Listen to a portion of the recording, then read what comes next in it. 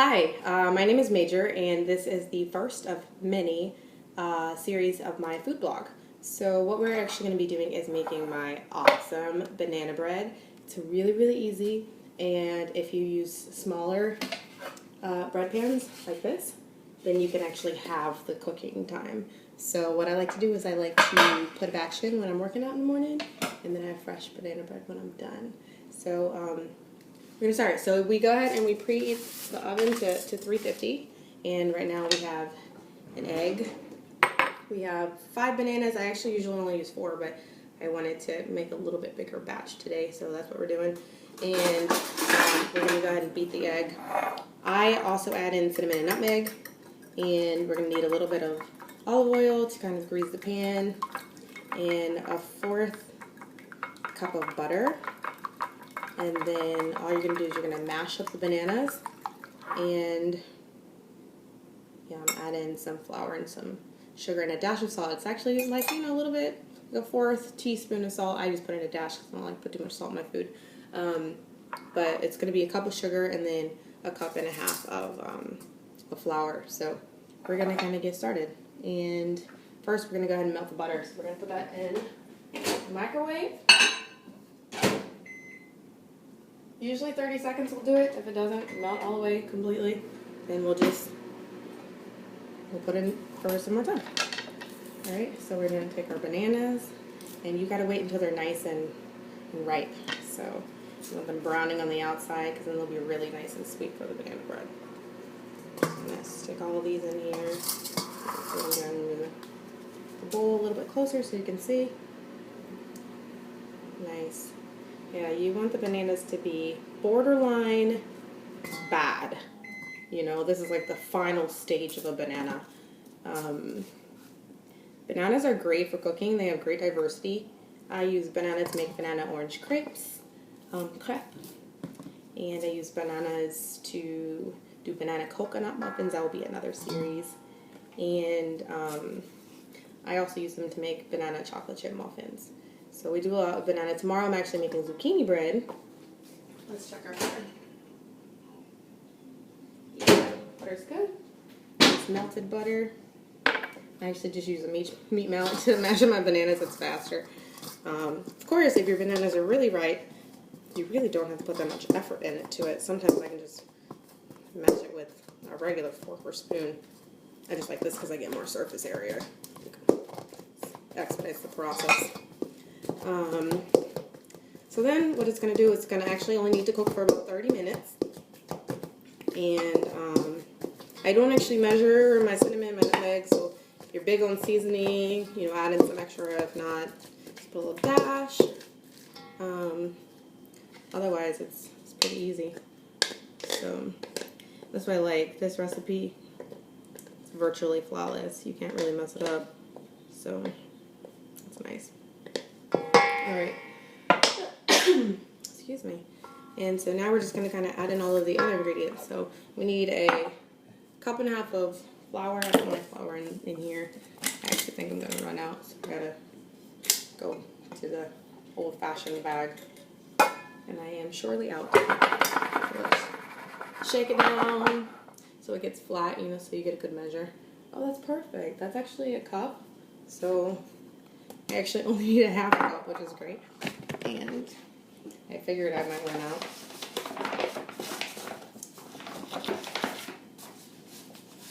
Alright, so we're just going to put this in here. Yay!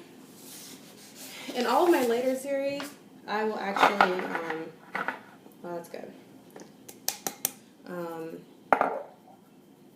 Probably use music and stuff in the background, but for today I'm just going to do some very quick cooking because I actually need to study. So we're actually baking this so it'll be fresh and ready for tomorrow. A cup of sugar.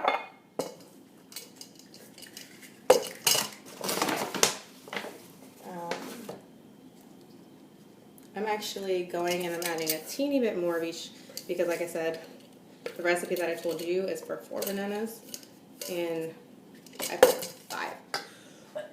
So I'm going to do a little bit bigger. recipe. Then for our salt, which I seem to, oh, here we go. So I use sea salt. We're just gonna do it like, you know, a couple spins on the grinder. Nothing too serious. Add in the butter. Add in the egg. It's already beaten. Make sure you beat your egg first. Add a little bit of baking soda. Keep your baking soda in the fridge. It helps with the life. You're just gonna put in 1 teaspoon of this. So just 1 teaspoon of baking soda. Put in there. It also helps your refrigerator stay clean as far as smell. So that's great, awesome. So this is actually it. So literally I'm just gonna I like cinnamon. It's good for your immune system. It's good for you, period. So I put a lot of cinnamon in mine. And then I like nutmeg just because it's got cloves. It just reminds me of Christmas, and so I put a lot of this in here. The great thing is that this doesn't require like oil or water or anything because you have the bananas, and so the bananas they help soak everything up. So bananas are great to cook with for that reason. And you use a wooden spoon. It just kind of makes it easier to cook with, but obviously if you don't have all the tools that I have, that's okay. I like to reward myself. I actually do lunches and stuff. Whenever I make money and it's because of cooking, I reward myself and I buy new cooking appliance. So helps increase, you know, I just think about like, what do I want to cook and what tool does that require? And I purchase it.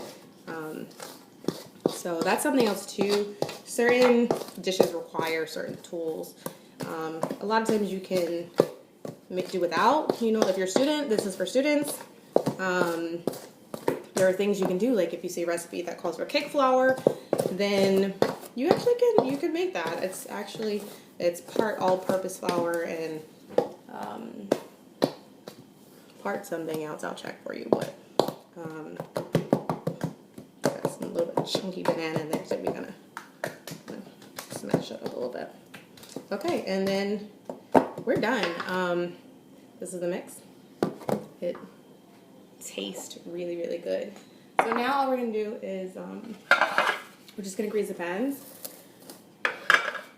and put it in the oven, and you're literally done. So I just take a little bit of olive oil, put it on the end ones,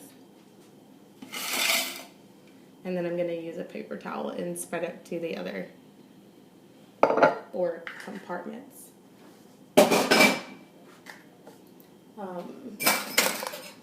So it's actually very, very easy.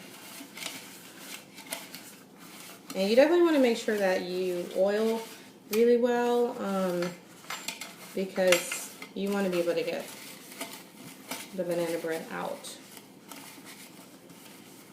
So it definitely makes sense to make sure you kind of get the edges all oiled up.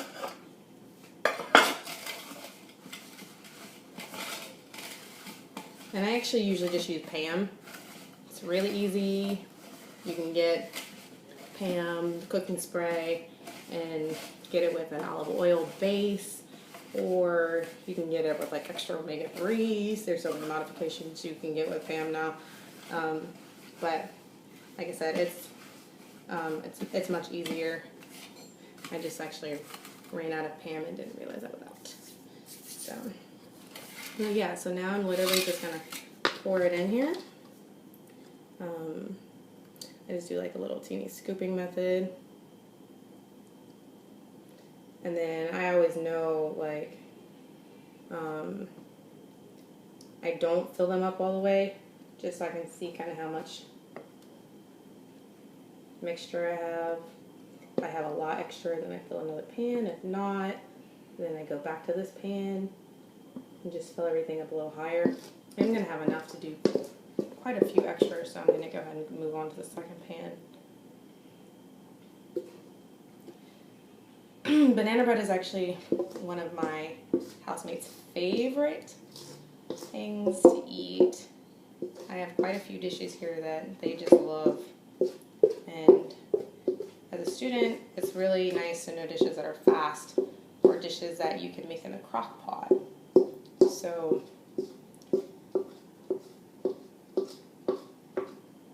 that's what we will be doing. Okay. This one's going to be really, really big. Put a little extra in there. Accident, that's okay.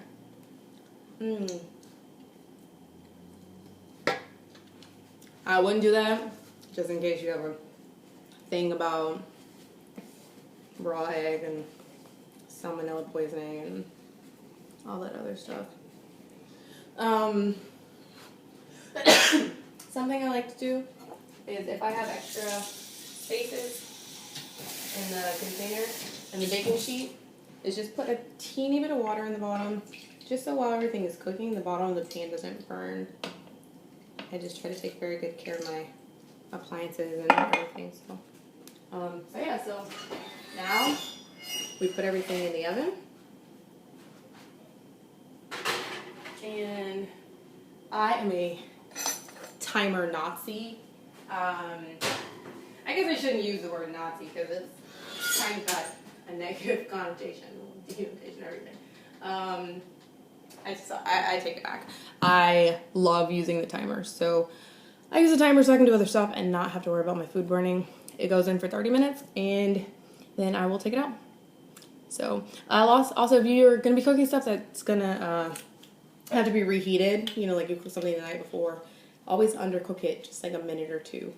So this way when you reheat it, you're not going to actually end up overcooking it. You're going to end up cooking it just to the right temperature. So get rid of all of our banana peels, and the next video will just be a short blurb of the banana bread being done. So enjoy. Bon appetit.